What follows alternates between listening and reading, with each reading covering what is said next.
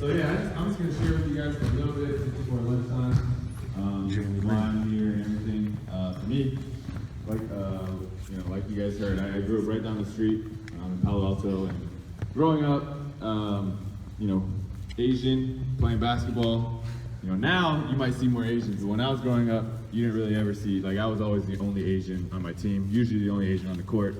So everywhere I go, people always be like, oh man, that's Yao Ming, that's Yao Ming.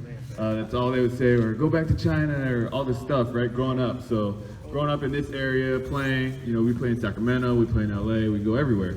We would go to Vegas, Florida, and so growing up, it was always just a lot of, people always kind of looked down on me, or just assumed that I couldn't play. So it'd be like jump ball, right?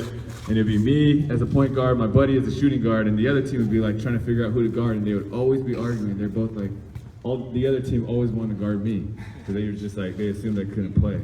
They're just oh, I got him, no, I got him, no, I got him, right? So they would argue about that.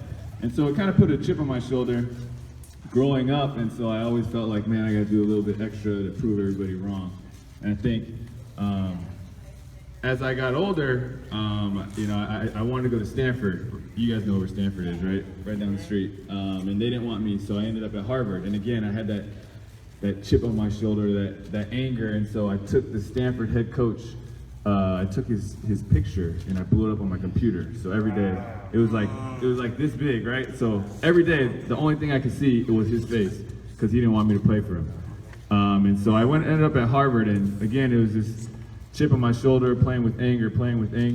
And then I kind of, eventually signed in the NBA, and that's when I think I started to grow up a little bit more, where I wasn't playing with as much anger, and kind of the thing that helped me a lot with that was just, I feel like my faith with Jesus Christ was a lot deeper. So I was understanding, man, he loves me, how much he loves me, and all my mistakes, and even though I made so many mistakes, he still loves me. He sent his son down the cross for my sins to forgive me. And when I was able to turn my attention to playing for God, I think all that anger that I had growing up turned into just a love of the game, a love for people, and I started to see things differently. And so even when people make fun of me, still in the NBA, you go to opposing arenas, like Utah is super racist. So when you go to Utah, they always say stuff about you being Asian or whatever. And so now I kind of have more of I smile, and I try to take everything in. I enjoy the opportunity, I enjoy the game, and I play with a love versus an anger.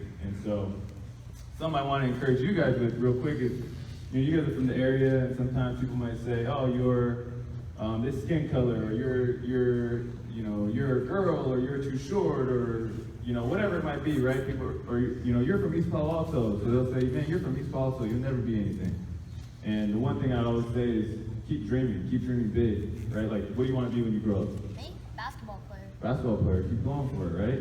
Keep working hard. You never know what's going to happen, because I never thought I was going to make it to the NBA, but God always had a perfect plan for me. So, the one thing I'd always encourage you guys is, don't let anybody look down on you guys.